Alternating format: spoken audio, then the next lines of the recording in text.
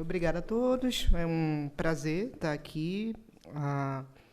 E vou tentar ser bem sucinta e, inevitavelmente, vou passar ao largo de uma série de questões que, na versão do artigo, nos anais, a gente tem uma possibilidade de continuar um debate, já me antecipando a premência do tempo.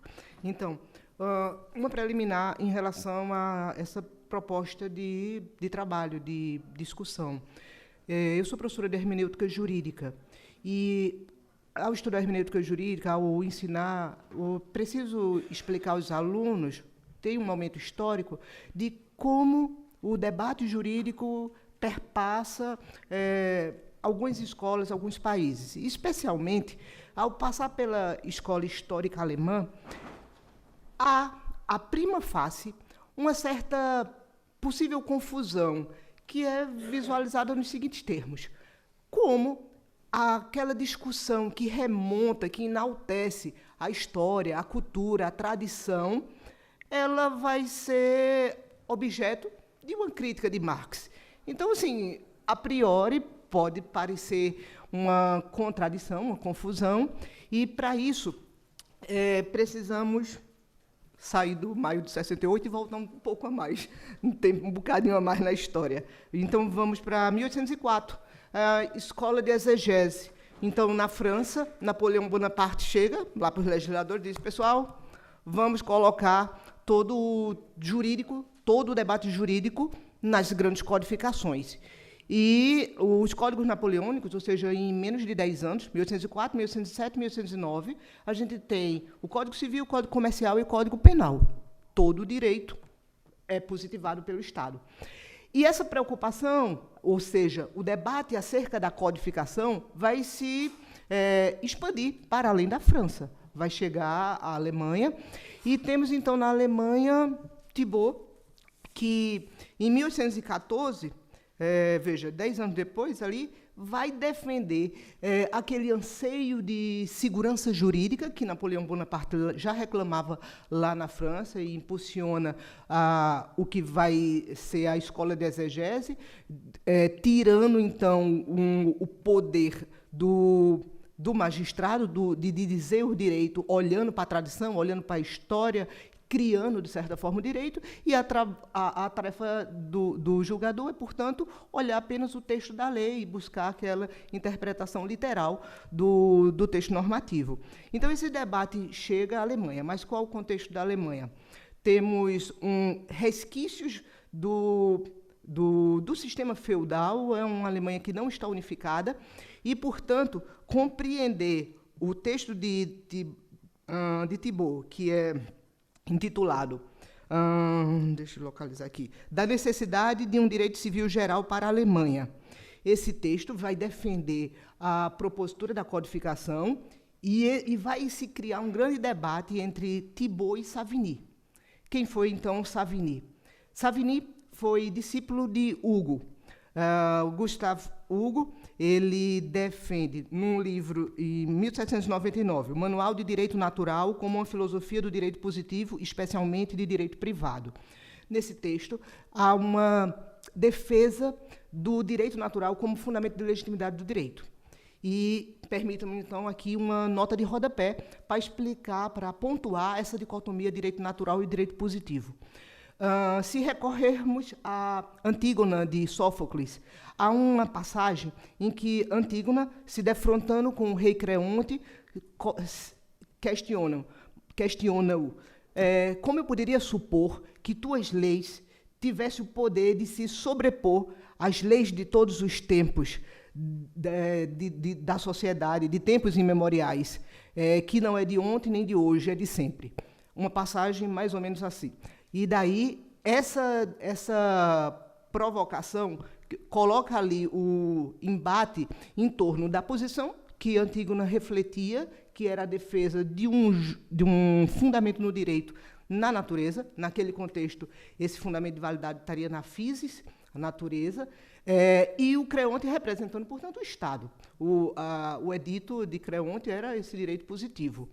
Veja que esse direito natural, eu ainda estou na minha nota de rodapé, esse direito natural representava-se, que, digamos assim, a palavra-chave estaria na physis, para expressar essa natureza, na transição paradigmática para a Idade Média, vai se expressar com Deus. Deus é essa natureza, é a natureza divina, que seria esse fundamento de validade do direito, que, numa outra transição paradigmática para a Idade Moderna, né, temos aí o racionalismo. E, portanto, esse justnaturalismo teológico da Idade Média ganha uma nova conotação, ganha um novo reverso, que é a questão, a gente poderia concentrar na ideia da razão humana. Então, não mais a razão divina é esse centro de gravidade do direito e de tudo mais. Agora, é a razão humana.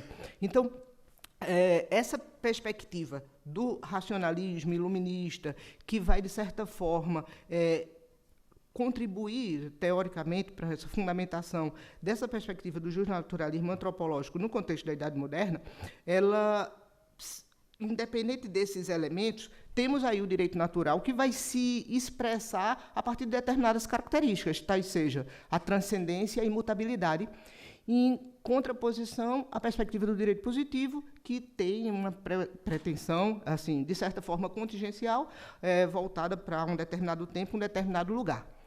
O que interessa, para além dessa dicotomia, é que, seja direito natural, seja direito positivo, e pensando aí nesses fundamentos de legitimação, de validade do direito, estamos a falar de uma tecnologia social para viabilizar a decidibilidade, ou seja, para resolver conflitos. Porém, não tem uma pretensão, essa pretensão de decidibilidade do direito, não tem o alcance ou o interesse de resolver um determinado tipo de conflito, que seria os conflitos ou a luta de classes.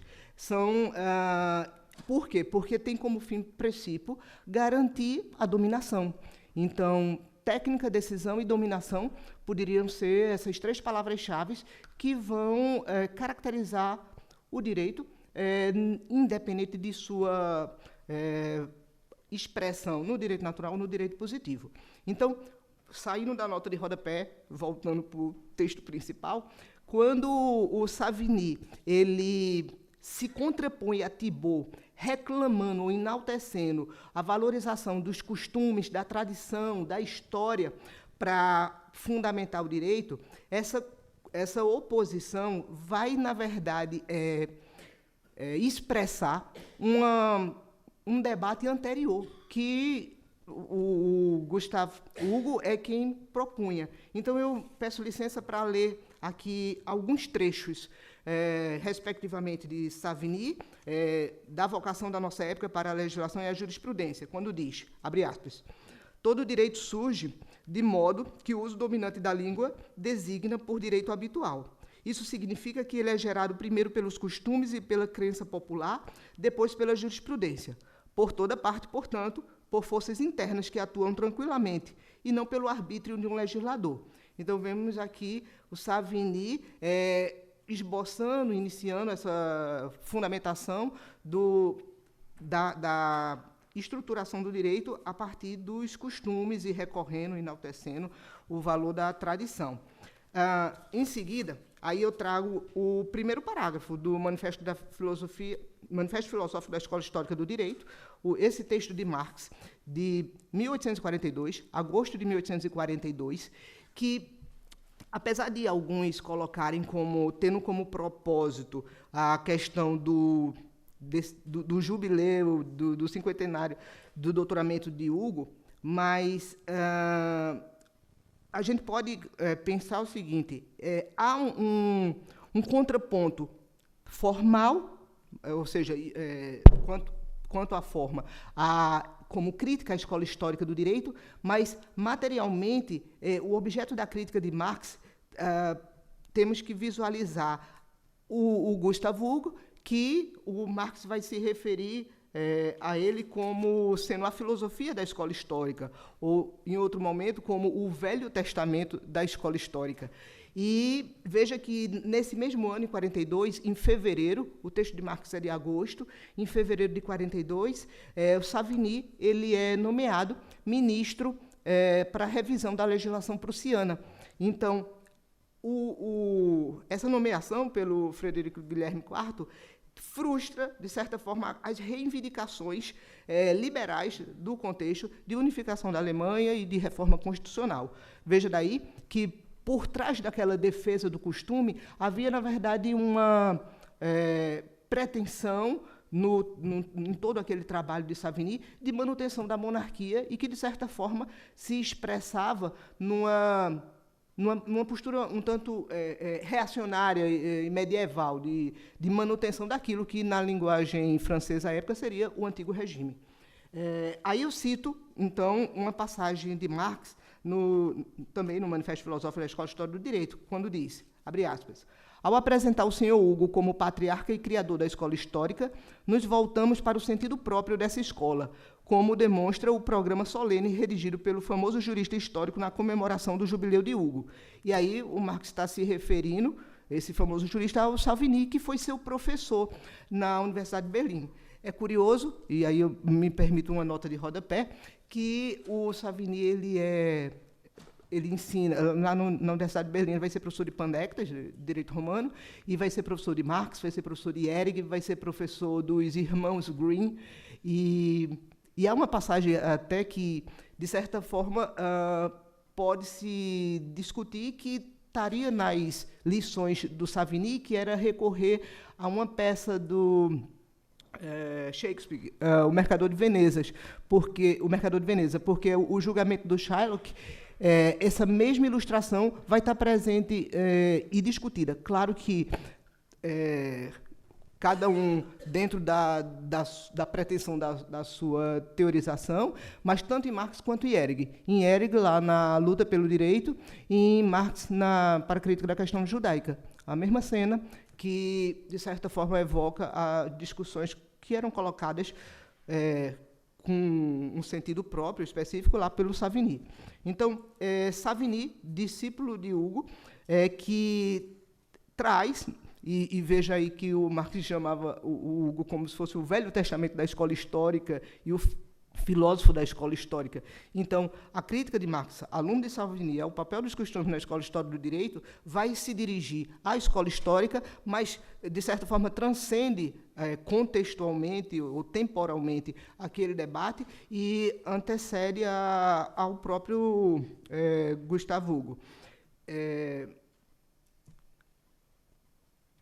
Uma outra passagem ilustrando a insuficiência, digamos assim, da fundamentação, tanto já em Hugo, e que vai se refletir em Savigny. Em Savigny da vocação dos nossos tempos para a legislação e jurisprudência, o texto de 1814, é que, de certa forma, há uma insuficiente compreensão de um debate que está em Kant pela interpretação do Hugo e do Gustavo Hugo. Então, Marx diz, se podemos considerar a filosofia de Kant como a teoria alemã da Revolução Francesa, o direito natural de Hugo deve ser considerado como a teoria alemã do antigo regime francês.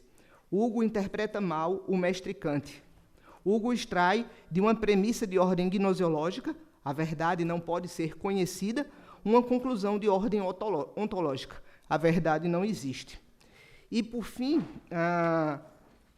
eu faço agora uma remissão a um trecho do Barata Moura, que é o Marx e a crítica da escola histórica do direito, de certa forma, uma inspiração assim, desse debate, apesar de que eu trago mais para o campo jurídico a discussão, onde o professor Barata Moura coloca o seguinte, sobre o princípio metodológico da escola histórica do direito.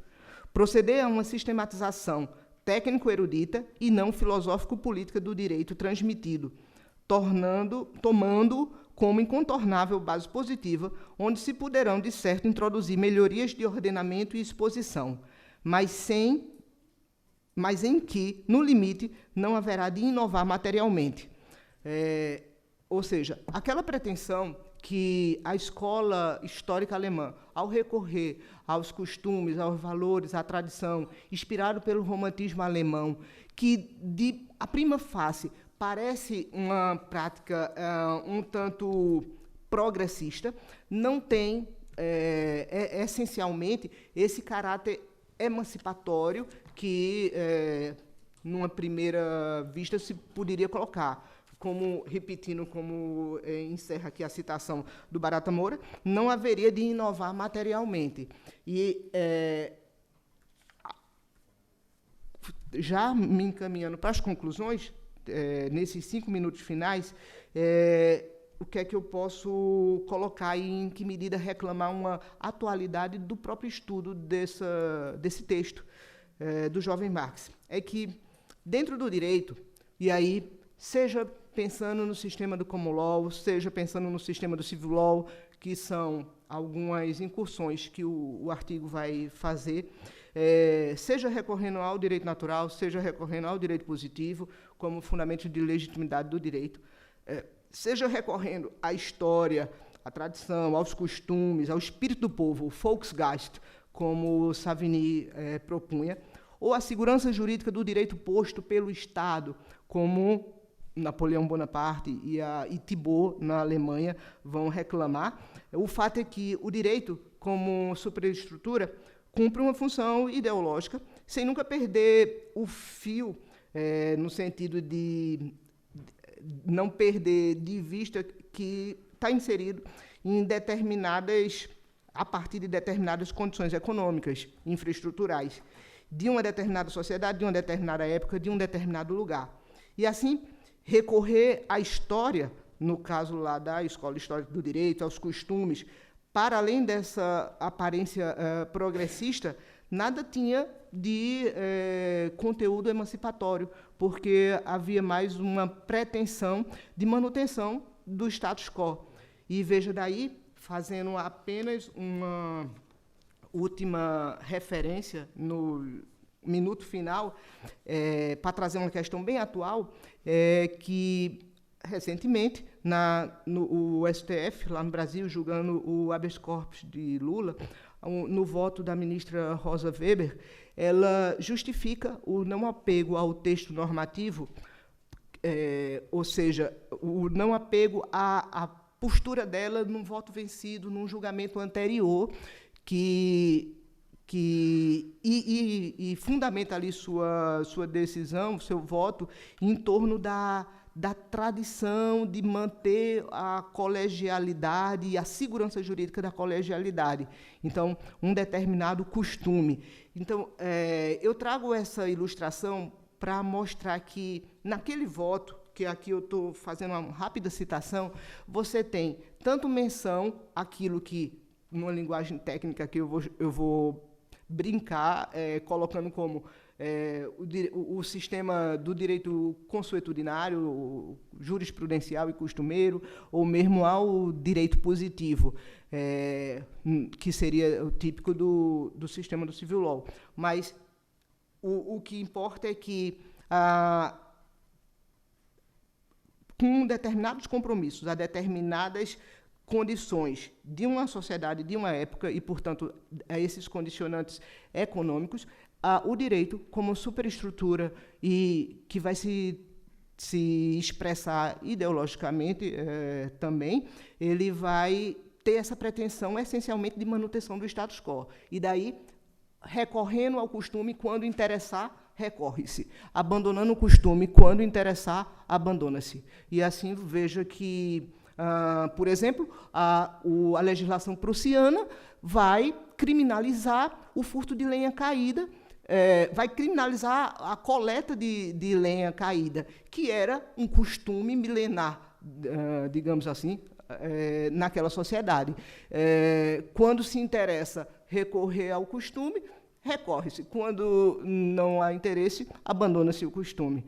Então, com isso, encerro e peço perdão pela forma um tanto assim despachada e um bocadinho apressada. Obrigada.